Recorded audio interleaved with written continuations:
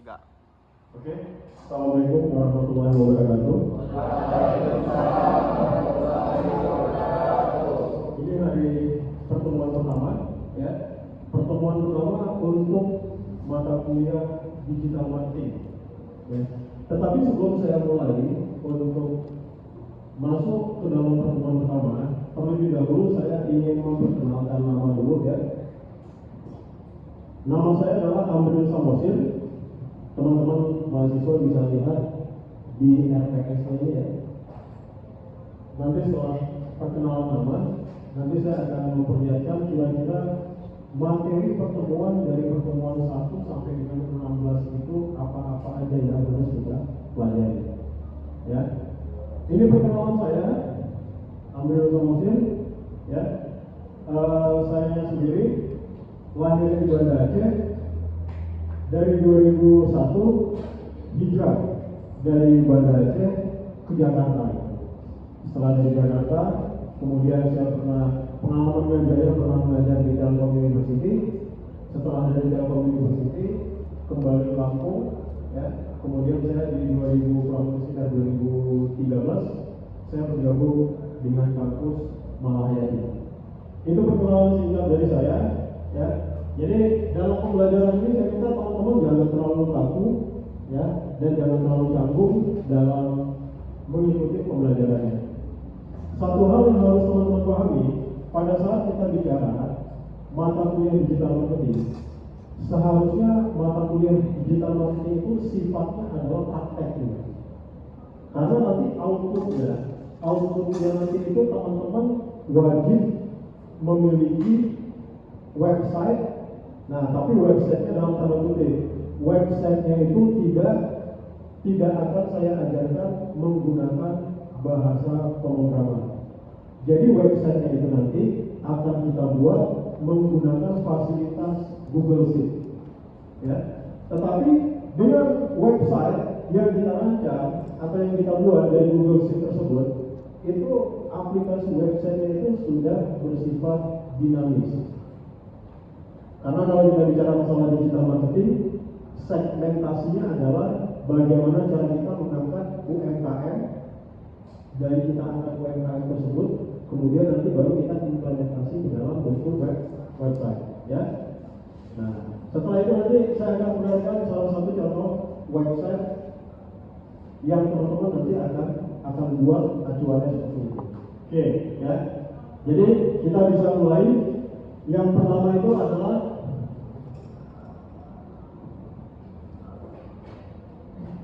di sini teman-teman bisa melihat, ya.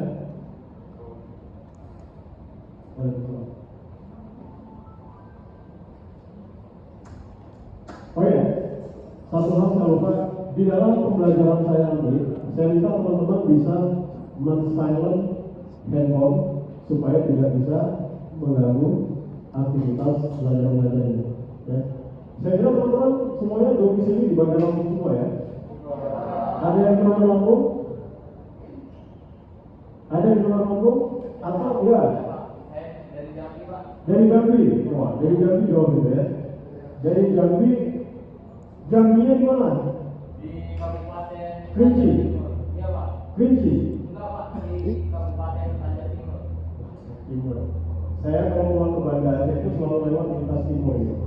Jadi kalau misalnya saya lewat lintas timur, nyetir kurang lebih kalau dari Banda Aceh itu 4 hari, jadi 1 hari itu kurang lebih makan waktu 10 jam, ya. Nyetirnya nggak gantian, nyetirnya itu sendiri dan capeknya luar biasa. Dan itu yang saya lakukan setiap tahun sekali, ya, mudik ke Banda Aceh lewat lintas timur. Jadi kalau mau ke Banda Aceh itu ada 3 lintasan, lintas timur, lintas barat, dan lintas tengah. Saya mengambil lintas timur, alasannya karena apa? Karena durasi kilometernya pendek, kurang lebih sekitar 2.500 km. Nah itu pengalaman. Kalau misalnya teman-teman yang mau petualang atau adventure, boleh, nggak apa-apa nanti. Lebaran bisa gantian nyetir sama saya nanti. Mudik kita ke Banda Aceh, ya. Sembari nanti kita main-main ke Sabah atau yang dikenal dengan Wave Island. Nah, ya. Siapa mau ikut gak apa-apa nanti. gratis kok. Tapi ingat, gantiannya gitu. Ya, dari sini kalau lintas timur kan melewati 4 provinsi, Palembang, Jambi, Pekanbaru, Medan, baru Banda Aceh. Ya, kalau lewat lintas tengah Pak, kalau lewat lintas tengah pada belakangnya Bangka Belitung, belakangnya Sumatera Selatan, kemudian belakangnya Jambi. Rutenya kurang lebih sekitar 3.300 km. Nah, kalau kurang lebih banyak ikutin lintas tengah. Pak, ada nggak Pak lintas yang paling panjang? Ada, namanya lintas apa? Lintas barat. Nah, kalau lintas barat teman-teman nanti akan melewati Bukit Barisan dari Bengkulu, kemudian masuk nanti Bangka Belitung, setelah itu baru masuk Padang, ya, Palembang, Padang, nanti masuk ke agak pedalaman Jambi sama Pekanbaru, baru nanti masuk ke Medan. Medan bukan Medan kota, tapi Medan kabupaten. Ya, setelah itu nanti baru dia keluar ke Banda Aceh, alangkah capeknya. Ya, jadi kalau misalnya teman-teman yang suka petualang, nggak apa-apa, boleh juga. Ya. Oke, coba kita perhatikan. Jadi kalau yang sekarang ini nanti mata kuliahnya itu adalah digital marketing. Kemudian apa kelebihan daripada mata kuliah ini? Mata kuliah ini adalah sudah merangkum kurikulum OBE. Apa itu OBE? Outcome Based Education. Ya, jadi Outcome Based Education itu output atau outcome daripada kurikulum ini nanti hasilnya dalam bentuk project. Nah, tadi kan saya di awal sudah sempat saya katakan, berarti Pak kalau dia project dalam bentuk apa dia Pak? Dalam bentuk website. Nah, seperti itu. Jadi dia tidak ada teori lagi. Jadi semuanya Pak praktek. Dan tidak menutup kemungkinan dari website tersebut nanti akan terbit atau nanti akan ada keluaran dalam bentuk jurnal. Ya. Tapi yang paling penting adalah projectnya dulu yang harus teman-teman kerjakan. Biasanya projectnya ini nanti akan kita buat dalam bentuk kelompok, ya, kelompok. Kemudian nanti teman-teman silakan cari UMKM yang ada di luar. Misalnya kalau di Bandar Lampung UMKM-nya yang paling terkenal apa? Keju pisang, apa? Risol, terus dimsum, donat. Nah, apa lagi? Ya, boleh ya, ada sekali itu ya. Ya. Nah, jadi gini, sebelum saya masuk ke dalam materi ini, teman-teman harus bisa dipahami dulu. Kenapa Pak ada website untuk saat ini? Digital marketing ada, kemudian ada lagi yang namanya Shopee, kemudian ada lagi yang namanya apa? GoFood. Setelah itu apa lagi tuh? Grab, Maxit, ya. Kalau boleh dibilang, semua itu dikatakan dengan bisnis startup, tetapi diolah menggunakan digital marketing. Itu hanya sebagai startupnya ini. Ya. Nah, jadi dulu ya, ini kita cerita dulu nih. Kenapa kalau website itu ada sangat membantu sekali UMKM untuk mengangkat nilai jual produknya. Contohnya begini, ya, contohnya seperti ini. Kalau misalnya katakanlah ada, ini siapa namanya? Siapa namanya? Hah? Siapa? Ah, Yul Patra. Yul. Oke. Misalnya Yul Patra. Yul punya usaha. Usahanya apa misalnya? Usahanya adalah SLM. Ya. SLM kan sekarang ada SLM 77. Kalau kita buat namanya SLM 99. Misal, ya. Yul ini punya gerai SLM-nya sebanyak berapa? Katakanlah Yul punya cabangnya itu sebanyak 8 gitu. Satu ada di Bandar Lampung, satu lagi ada di Keraton, satu lagi ada di Pringsewu, ya. Tetapi cabang-cabangnya itu kan dalam bentuk fisik. Yun punya 8 cabang, pernah terpikirkan sama Yun akan melakukan ekspansi, perluasan usahanya. Pada saat Yun mau berpikir mau melakukan ekspansi untuk perluasan usahanya, yang terlintas sama Yun itu adalah otomatis dia akan mencari tempat. Katakanlah sampelnya seperti Haji Sony, bakso Haji Sony. Nah, kalau kita berpikir seperti itu, yang ada apa di dalam benak kita? Yang pertama itu adalah cost-nya, biayanya tinggi. Jadi kalau misalnya satu tahun sewa tempat itu berapa? Kurang lebih sekitar 35 juta, tergantung lokasi. Ya, ada nggak Pak cara? Bagaimana cara supaya kita nggak sewa tempat? Ya, nah kan bahasanya seperti itu ya. Supaya kita nggak sewa tempat, kosnya pun kita nggak mubazir gitu. Ada caranya. Solusinya bagaimana? Maka usaha tersebut dibuatlah dia dalam bentuk digital.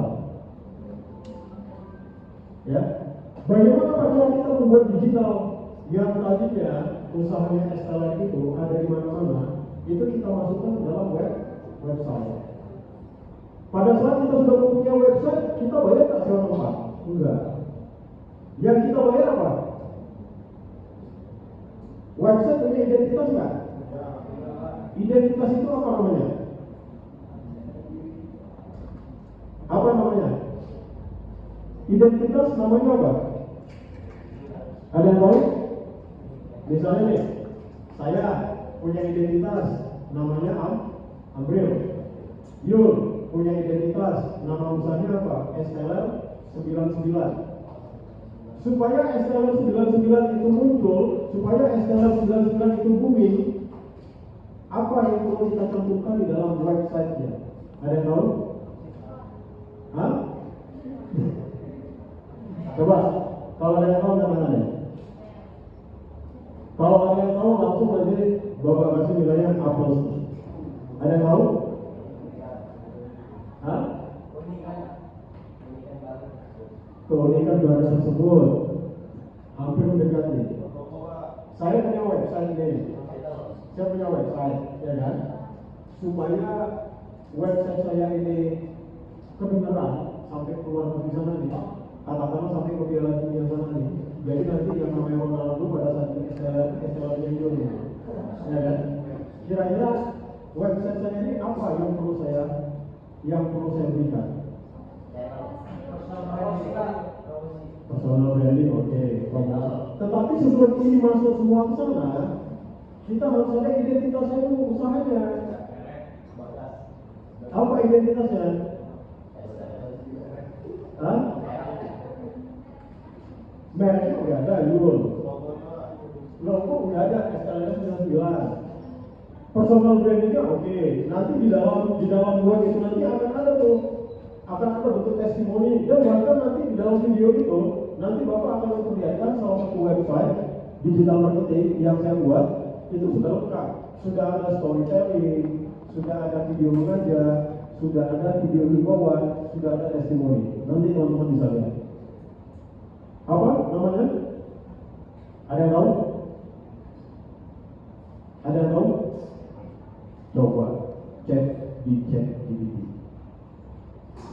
Apa nama identitas untuk membuat website supaya website itu bisa terkenal, supaya bisa bukan terkenal ya, artinya supaya kita pun pada saat mengklik atau mengetik nama tersebut dia sudah lebih singkat gitu. Apa namanya? Hosting. Dikit lagi apa?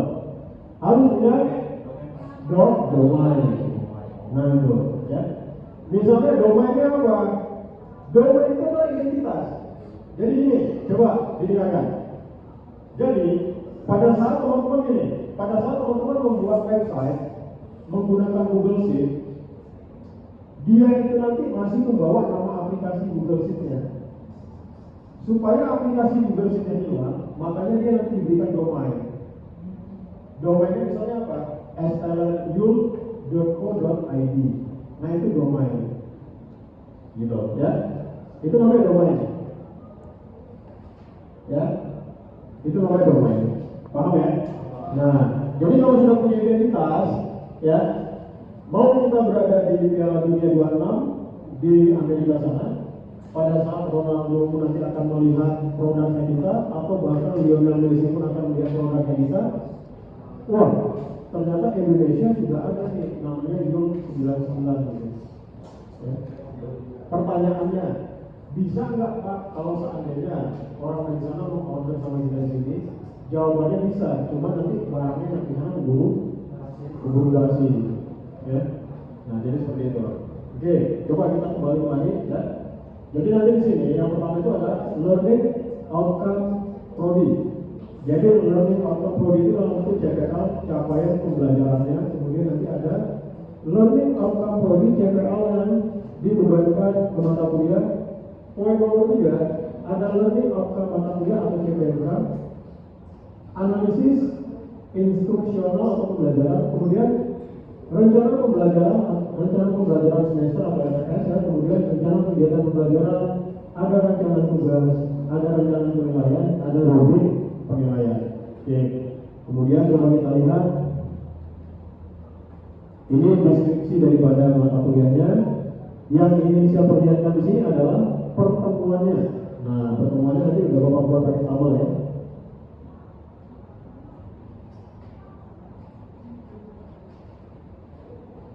Nah ini, ya.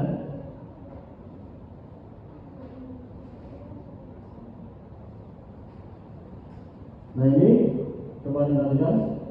Pertemuan pertama berarti mampu melakukan riset pasar. Nah itu. Tadi di awal sempat saya singgung, kira-kira yang lagi booming sekarang itu apa? Ya, misalnya apa tuh? SLR rasa durian. Kalau selama ini kan SLR-nya itu aja, ya. SLR itu kan isinya apa nih coba? Alpukat, kemudian kelapa, nangka, ya itu. Artinya apa? Itu sudah menjadi standarnya gitu. Coba dibuat keunikan atau pembeda, nah, ya. Dibuat pembeda, tujuannya apa? Supaya pengganan atau produk itu bisa lebih baik, ya. Nah jadi teman-teman nanti di pertemuan pertama itu nanti akan ada melakukan riset pasar, ya. Kemudian ada indikatornya tuh, ada indikatornya yang pertama itu adalah memahami dan dapat menjelaskan tentang riset pasar melalui platform digital, ya. Jadi teman-teman bisa cek kira-kira yang lagi booming sekarang apa, UMKM apa yang lagi ngetren sekarang, yang lagi bagus sekarang, ya. Karena kalau kita bicara masalah digital marketing, kita tidak lepas dari yang namanya riset pasar. Jadi seperti itu untuk pertemuan pertama, ya. Kemudian ini saya tidak bisa menjelaskan sampai dengan 16 kali pertemuan, tapi paling tidak nanti RPS-nya akan saya bagikan kepada ketua kelasnya supaya nanti akan tetap kerangka atau materi yang saya berikan nanti tidak keluar dari pertemuannya gitu, ya. Kemudian bagaimana proses penilaiannya? Proses penilaiannya itu kalau untuk OBE nilai objeknya itu sangat tinggi, ya. Nilai objeknya itu tinggi. Di sini ada penilaiannya, ya. Seperti ini. Nah ini, ya. Penilaiannya. Ini coba saya tugas itu bobotnya berapa? 25, ya. Kehadirannya 0, UTS-nya 35, UAS-nya 40. Nah ini saya balik, nanti saya balik, ya. Tugasnya itu saya jadikan dia adalah tugasnya itu saya berikan 60%. Ya. Jadi nanti saya balik, tugasnya nanti adalah 60%. Karena tugas itu nanti, teman-teman nanti akan membentuk kelompok, di mana kelompok itu nanti akan membuat satu project. Ya. Kemudian kehadiran tetap akan ada penilaiannya. Ya. Ini komponen penilaiannya nanti akan sedikit berbeda. Setelah itu nanti ujian tengah semesternya itu kurang lebih sekitar 15%, kemudian nanti ujian akhir semesternya nanti 20%. Jadi tetap totalnya sama nanti sekitar 100%. Ini komposisi atau bobot penilaiannya nanti akan berbeda, tidak seperti ini. Ya. Nah, yang paling tinggi poin itu adalah nanti tugas. Makanya nanti coba kita perhatikan kira-kira nanti sejauh mana peran daripada tugas tersebut. Ya. Oke, itu yang terkait masalah rencana pembelajaran semester. Kira-kira dari rencana pembelajaran semester ini ada yang mau ditanyakan? Silakan. Sembari saya masuk ke, saya buka internet. Teman-teman nanti bisa melihat website, salah satu website ya. Saya aktifkan dulu data selulernya. Jadi project contohnya seperti ini, ya.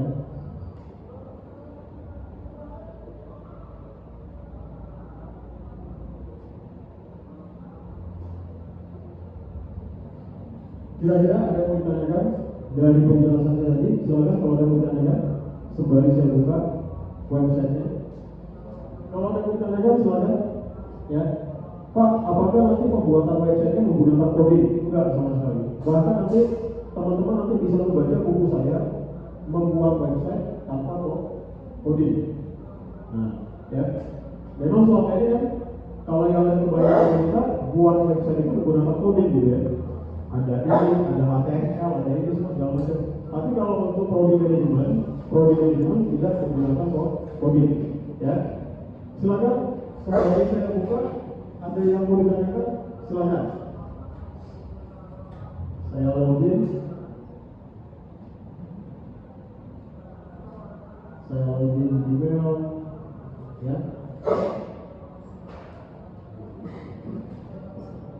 Nanti teman-teman bisa melihat, bahkan nanti dari sini teman-teman bisa membukanya melalui handphone, ya. Karena nanti dia sudah menggunakan App Store. Nah itu yang enak, ya. Jadi kalau kita bicara masalah digital marketing harus seperti itu. Makanya nanti saya himbau sama teman-teman wajib punya laptop ya. Nah ini dia. Healthy people. Coba kita lihat. Nah ini adalah contoh website-nya. Teman-teman nanti akan mendesain dan membuatnya seperti ini.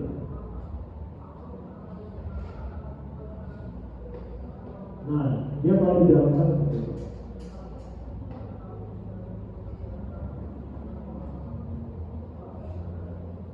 Ini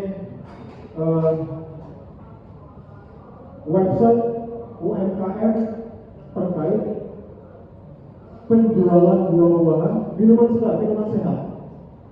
Nah, itu, ya. Ini ada menunya, ini ada barangnya. Jus buah, nah itu, ya. Jadi kan seperti ini. Tujuannya kan seperti ini, mendesain dan membuat seperti ini nanti. Ya, itu yang tadi saya katakan, Pak, kira-kira alasan membuat ini nanti menggunakan coding nggak, Pak? Enggak, ya. Nggak menggunakan coding. Jadi teman-teman itu nanti menggunakan fasilitas daripada Google Sheet. Artinya pada saat kita belajar digital marketing, kita itu nanti punya media untuk pembuatan website-nya. Apa nama medianya? Itulah nanti Google Sheet. Ya, ini produknya. Nah ini. Nah produknya seperti ini kan? Ya. Nah seperti ini. Saya mulai ganti jadi lama ya. Kemudian kita cek ada yang namanya galeri. Galeri inilah kumpulan daripada AR, augmented reality. Apa itu augmented reality? Nanti di pertemuan ke-12 kita akan masuk, yaitu pembuatan video untuk mengajak orang tertarik atau membeli produknya kita. Nah ini jalan ini seperti ini. Coba kita perhatikan. Nah ini.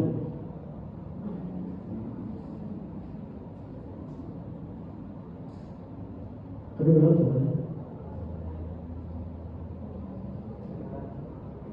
Cium. Coba sistem.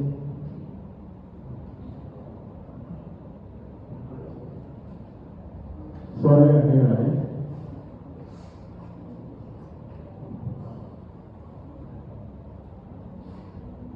Oh suaranya agak dulu ya. Suaranya ini.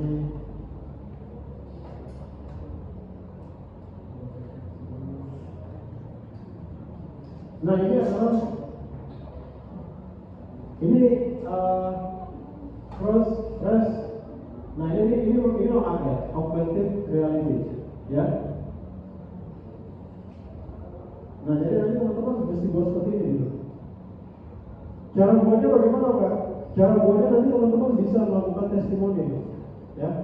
Jadi kalau misalnya tadi Estelio di order sama teman-temannya, dijadikan video, kemudian dimasukkan lagi ke dalam website. Ya. Nah, kalau ini tadi apa nih? Ini namanya, coba kita lihat namanya apa? Reviewnya, ya. Review how people, ya. Ini testimoni. Kalau ini storytellingnya.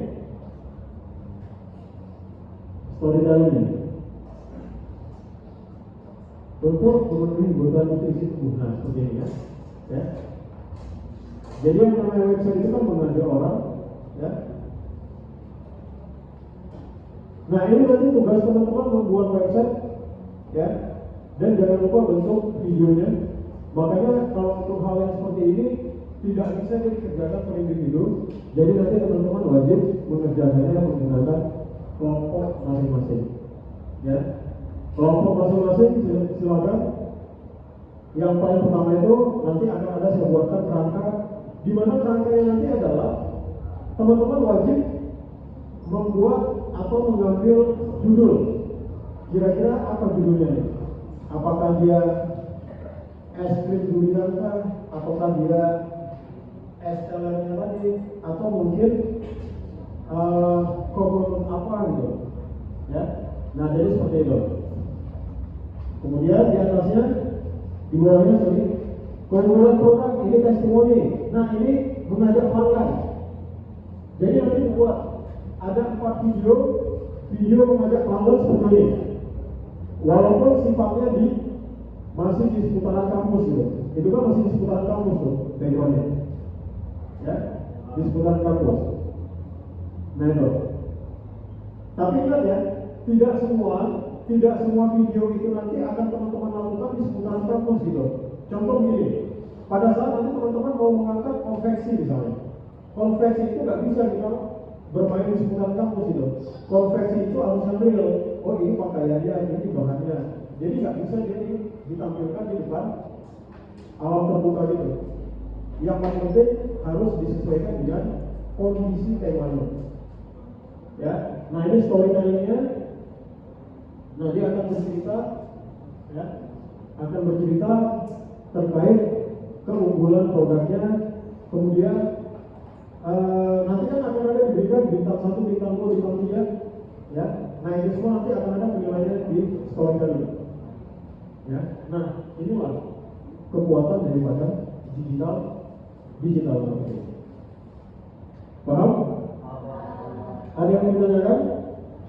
Silakan kalau ada yang mau ditanyakan terkait digital marketing. Gak apa-apa. Ini baru pertemuan pertama. Saya kira bebas saja pertanyaannya. Ya. Ada yang mau ditanyakan? Silakan terkait untuk digital marketing. Ya.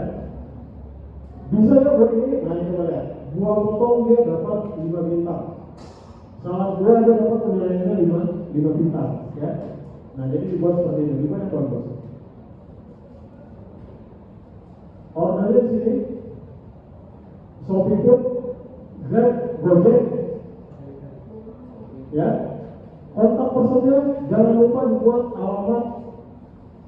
alamat gedungnya, mapping petanya, Jadi dibuat supaya lengkap. Ya. Nanti di sini akan ditambahkan dengan yang namanya kontak atau nomor HP yang kita aktif langsung dengan WhatsApp. Jadi pada saat nanti ada orang membeli, dia tinggal klik WhatsApp tersebut, maka nanti akan interaktif dengan handphonenya, kira-kira berapa ordernya, input dengan nomor kris atau QRIS-nya. Ya. Nah, jadi kalau kita mau membuat website, kalau kita berbicara masalah digital marketing, harus seperti itu. Oke, kira-kira ada yang mau ditanyakan? Silakan kalau ada yang mau ditanyakan.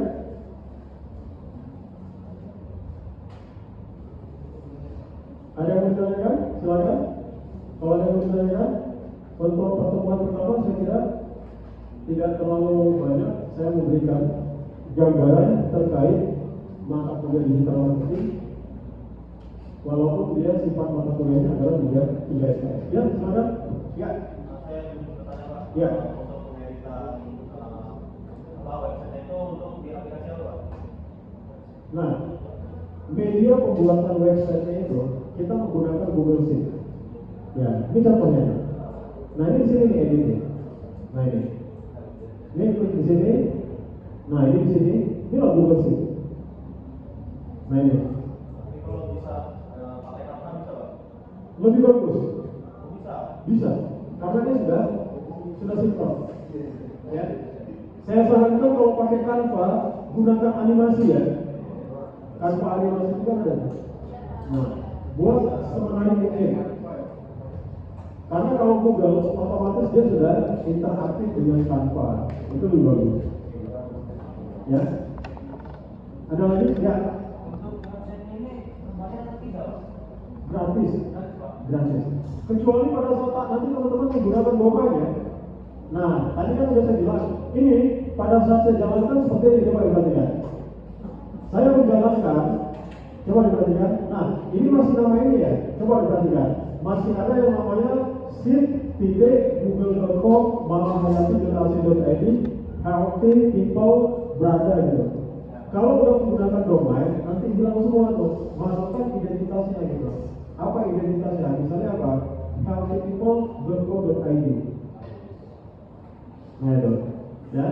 Kalau ini kan karena masih membawa nama kampusnya, nama aplikasinya, dan nama email kampusnya, ya. Oke. Nah, jadi ini outcome. Tadi saya sudah katakan outcome-nya nanti adalah seperti ini.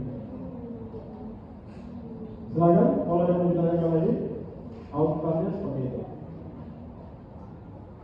Ada lagi yang bertanya? Silakan. Sudah terpikir bahwasanya ini menggunakan bahasa HTML ya? Ya kan? Buat rumah, saya kan anak manajemen nih. Otomatis Pak kalau buat website itu menggunakan bahasa pemrograman HTML Pak, hypertext markup language gitu. Tapi ini sama sekali tidak menggunakan coding programming. Ya. Dan bahkan ini sudah bisa berinteraksi dengan mobile phone. Jadi gitu, ya. Silakan kalau ada yang mau ditanyakan.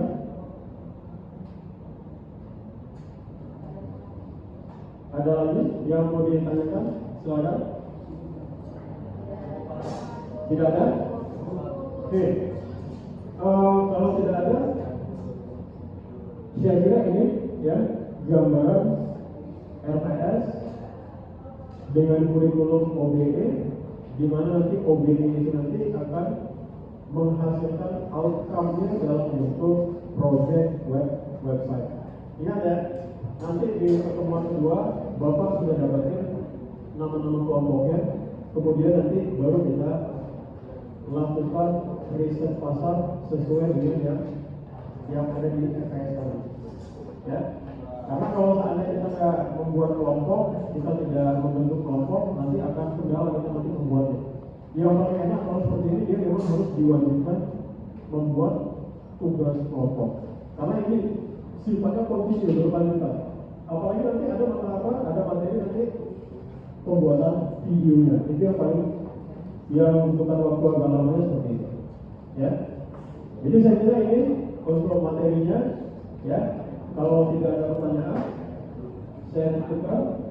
Saya akhiri dengan wassalamualaikum warahmatullahi wabarakatuh.